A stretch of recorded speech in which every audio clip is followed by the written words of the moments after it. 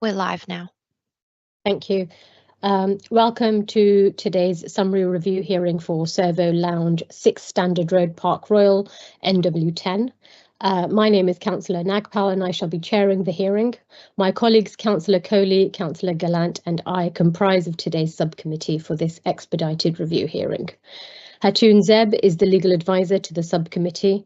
Also present is Isabel Robb, who is the clerk to the subcommittee and will be minuting the meeting. In accordance with procedure, I shall invite the police to present the application for a review hearing and call any witnesses in respect of whom permission to appear has been given and answer any questions put to them. Invite the premises to make their representations and answer any questions, and invite the parties to briefly sum up their respective cases. I note, however, that there is no one here from the premises today. At the end of the hearing, the subcommittee, accompanied by the legal advisor and the committee clerk, will retire to consider its decision. The decision will be given at the end of the meeting and confirmed in writing as soon as possible. I will now invite the police to make their representations. Pardon me, sorry, Chair. Oh, I've just seen that Ms. Zeb has her hand up. Ms. Zeb? I think Isabel and I were going to address perhaps the same thing. It appears that there's someone in the hearing of the name Mackerel George. They don't appear to have their camera on and they haven't been identified. If they can be identified on why they're in this hearing before we proceed, Councillor Nagpal. Thank you, Ms. Zeb. Mackerel George, I apologise that there's... Hi. Hello. I was one of the attending police officers who attended the incident on the night. So I've been asked by Sergeant Cassar to attend. Thank you. Thank you for confirming, Mr. George. If you can keep your camera on if you're here as part of the police application. Thank you. Over to you, Vicky. Good morning. Sorry, I've just had to resend the link to our barrister, so we'll just wait for him to log in. It should be any second, hopefully. No problem, we're happy to wait. Thank you. Apologies.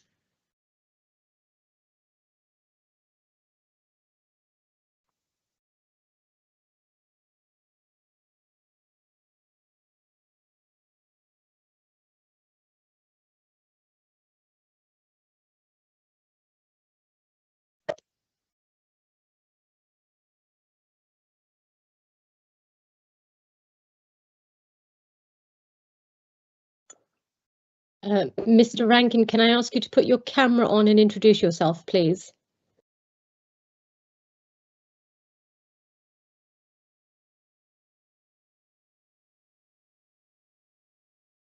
Just coming on.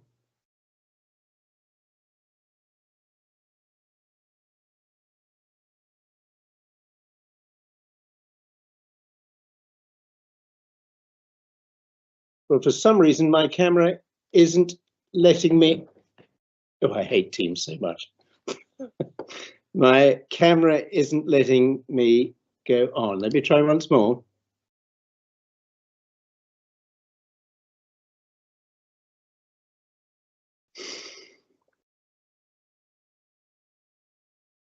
And no, it's not.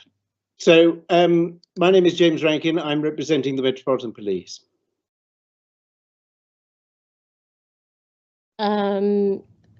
Sorry, I'm just going to get clarity from Ms. Zeb if it's okay to proceed without Mr. Rankin's camera on. I think the difficulty is that we're not able to see you, Mr. Rankin. I don't know whether it's going to be possible for you perhaps to log out and log back in. We had a similar issue this morning with sort of cameras switching on. These are public hearings and therefore there is an expectation that those representing the police and indeed any other party to these proceedings is able to see who's making those representations. I'll go out and come back in. I'm grateful. Thank you. Thank you, Councillor Nagpal. Thank you.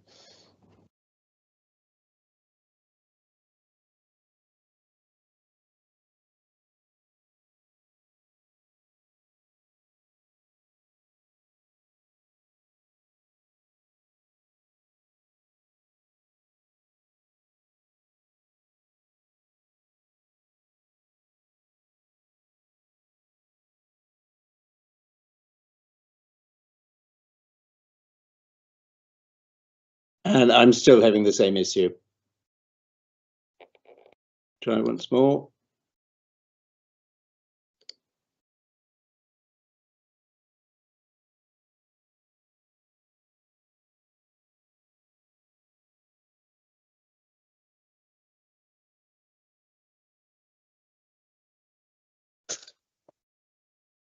Mr. Rankin, if I may, there should be 3 dots on the screen where your image should appear. If you click on that, there might be something that says camera. If you click on that, it should fix the problem. It does not fix the problem. Honestly, I promise this isn't my first time to the rodeo.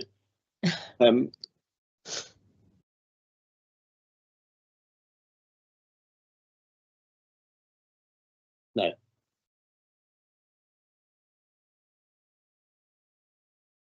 It tries to connect and then puts a line through the camera emoji. Is there another device that you can use, Mr. Rankin, or is this? The importance of actually seeing me perhaps is less important when one's dealing with the application itself.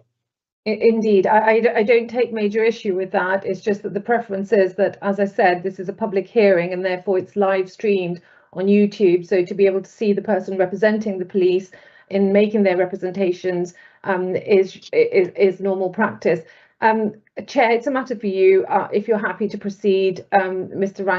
Rankin is learned counsel and appears on behalf of the police, and we are able to hear him. So I don't have any issues as regards that if there are problems with him being able to switch his camera on. I don't have any objections to that, no. So happy to proceed. That's helpful. Thank you so much. Sorry about this. Don't blame me. Mr. Rankin, we just reached the point where the police were to make their representations. Can I assume that that will be yourself? That will be myself. Over to you then. Very well. Can I just ask whether the operators have appeared at all? It appears that they have not, so we will be proceeding in their absence. All right. This then, in a nutshell, because I know you will have read the papers, is what's happened. So on the 20th of January of this year, there was a stabbing at 1:50 in the morning. And this isn't the first time that these premises have come to the attention of the police, but this was a serious incident, as you could imagine. The officers attended, and what was discovered, and to their credit, this is only one instance where credit is attributable to the operator, but their own SIA called the police. And when the police turned up, they found a large number of people involved in a serious melee. Some estimates put it at 20, other estimates put it at 30. Whatever the position was, a large number of people were fighting. And 2 victims were discovered with a considerable amount of blood on them. And the initial account that was given by the DPS, that's Dugu Emery, was at variance with what was later discovered on the CCTV. What she said was that there was a man whose drink had been spilled by a waiter. He went up to the bar and asked for a replacement. That was refused, and the victim pushed the waiter, and it all kicked off from there. There was something like 200 people in the premises at the time. When they viewed the CCTV, it's perfectly clear that the story was incorrect. What you see on the CCTV, and I regret that I do not have it to show you for reasons of technology, we've been unable to download the footage because we seized the hard drive, fearing that the operators might attempt to wipe the CCTV. In any event, it is perfectly clear from viewing the CCTV that this is the scenario. The victim approaches the bar. There is a small interaction.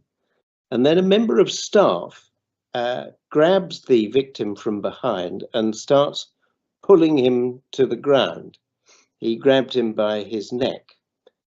And it was then that a large-scale fight took place, with staff picking up shisha poles and other items to use as weapons. And on viewing the CCTV, and it's not at all clear, there were, we estimate, about 20 people that took part, and glasses and chairs and any available object was used in this melee. And during that melee, the victim was pushed to the floor and stamped on. Now, it's difficult to discern who did what, but the police were upstairs in the CCTV room. They told the operators not to clear the scene because it would be a crime scene. And in contravention of that request, members of staff started clearing up the crime scene. That's really is by the by, because it later transpires that it wasn't necessary to have a crime scene in view of the injuries that were sustained.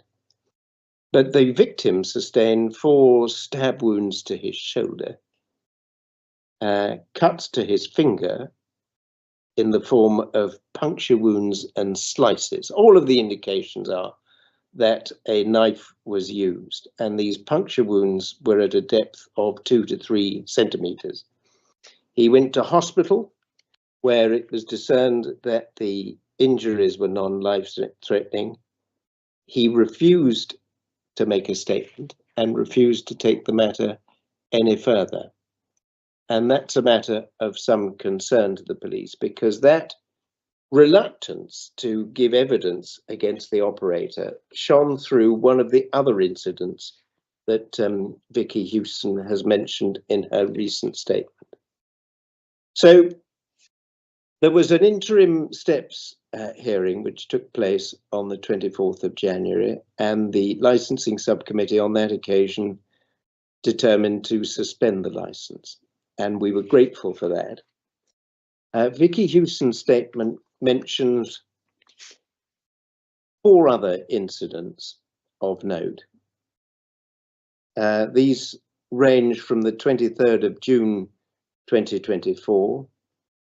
There's one the next month on the 15th of July, then a break, and the 1st of December 24, and then an incident shortly before this one on the 12th of January 2025.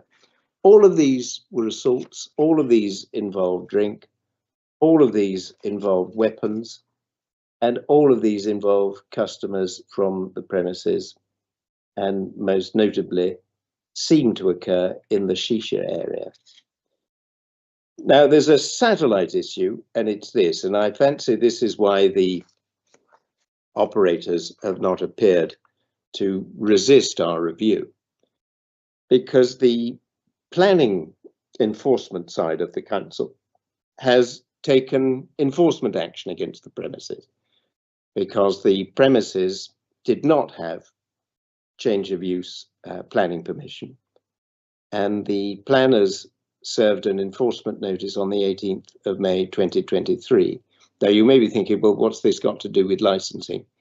It has everything to do with licensing, because the operators appealed that enforcement notice. They had their appeal dismissed on the 7th of November 24, and they were given 3 months to restore the premises to exactly as they were, to cease operating as a restaurant, to cease operating as a shisha lounge, and to remove the wooden cladding and raised decking areas outside, and to remove all the debris created by restoring the premises back to their initial state before they were unlawfully converted by the operators. So the fact of the matter is that they are unable to operate as a restaurant. That's the point about the planning. So even if you determine not to revoke the license, which is what we urge you to do, even if you determine to do that, the fact of the matter is that they cannot operate as a restaurant. And that we would imagine is why the operators have not appeared today to resist our application. Now, I've sped through that. I've done so knowing that you have read the papers. Is there anything that I can help with? I've got PC Vicky Houston, I've got George Mackerel, who viewed the CCTV and has made a statement. But unless I've read this very wrong, I was going to leave my submissions there. Thank you, Mr. Rankin. Did you want to call on Ms. Hewson or Mr. George as witnesses to give an account? I am simply going to tender them for questions from the committee, but I wasn't going to take them in detail through their evidence, knowing that you've read it. Thank you, Mr. Rankin. In that case, in the absence of any statements from them, we will move on to questions. Councillor Gallant, I see you have your hand up. Thank you very much, Chair. Thanks very much, Mr. Rankin, for your submission. I've got a question, actually. It's a technical question about the CCTV. It was taken away. Is it still viewable, or is it now unviewable? Has it been degraded, or is it unviewable now? No, it's not unviewable. Okay. In retrospect, what we should have done was use our body-worn video footage to record what was shown on the CCTV. Our concern was that the operator was going to wipe the CCTV. Okay. The officer, in order to prevent that happening, removed the hard drive and took it to the safety of Lambeth. That created its own problems, because in order to view the CCTV, we have to fill out a variety of forms. It has to go to a specialist unit at Lambeth. They have to download it themselves. We would have been better off just recording the initial footage on our body-worn video cameras and then taking our specialist unit to the premises to download it all onto a USB stick. So we've created the problem. Words have been offered to the officer that did that, and that won't be happening again.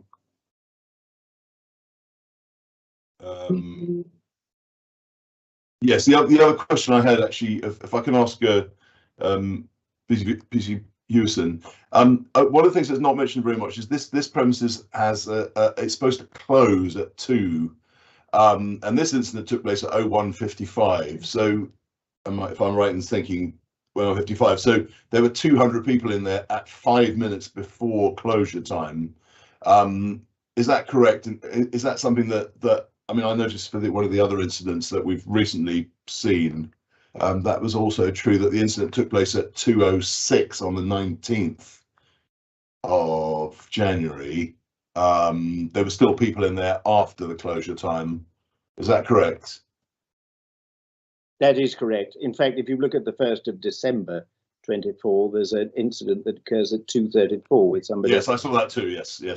Okay. So there's a pattern here of non-compliance with their licensing obligations. And you're quite right that 200 people in there 5 minutes before closing time is a clear indicator that these are premises that weren't in the process of shutting down.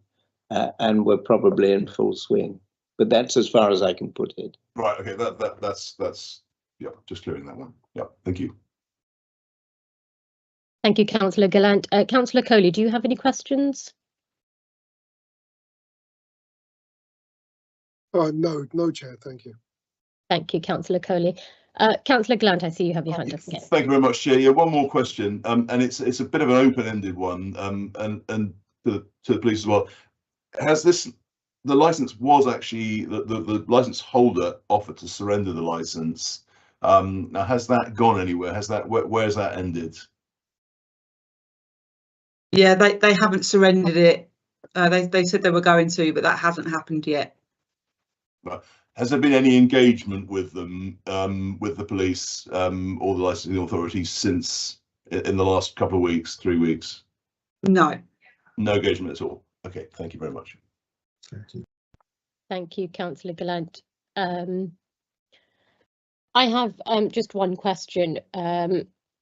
With regards to the historical events that have taken place, at any point did the police feel the need to bring that to the attention of licensing? It's not in the agenda pack. It's possible that you may already have done that. I just want some background as to whether the police felt the need to, and if not, why not? Thank you. It's a very good question. What's the position? Has there been, PC Hewson, any interaction with the premises, any advice tendered about how they should and shouldn't be running their premises?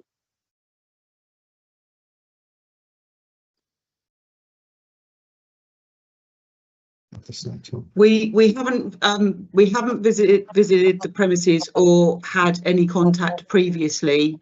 Last year we switched to a new reporting system where we used to do our overnight crimes. Things aren't coming up as often as they used to, because officers, when they're reporting things at licensed premises, it's not showing license. It's not classed as a licensing venue. Then been putting the flag on it. So when we do our overnight checks, things haven't been coming up like they should be. Obviously we've got so many licensed premises to deal with. Unless that licensing tag is put on the crime report, it's not flagging up on our new system, which is something that we're kind of trying to deal with at the moment. So things are slipping through the net because of this change in a new system. Okay, thank you, Ms. Hewson. I have no further questions. And in absence of the premises here to make their representations, I will just ask Mr. Rankin to briefly sum up. I'm not going to do that, if you'll forgive me. It's pretty straightforward. Mr. Rankin, it is sort of part of the procedure of this hearing, so I'd be very grateful if you'd be happy to just say a few sentences to sum up. It's plain we say that this is a licence that should be revoked for reasons that I explained in my opening. These are premises which are not adhering to the licensing objectives and as a result should forfeit their licence. Those are my suggestions. Thank you, Mr. Rankin. This brings us to the end of the hearing, so the subcommittee will now retire to deliberate, and we should be back, I'd say, about 11:15 with the decision. We will inform you if we need more time, and we'll see you at 11:15.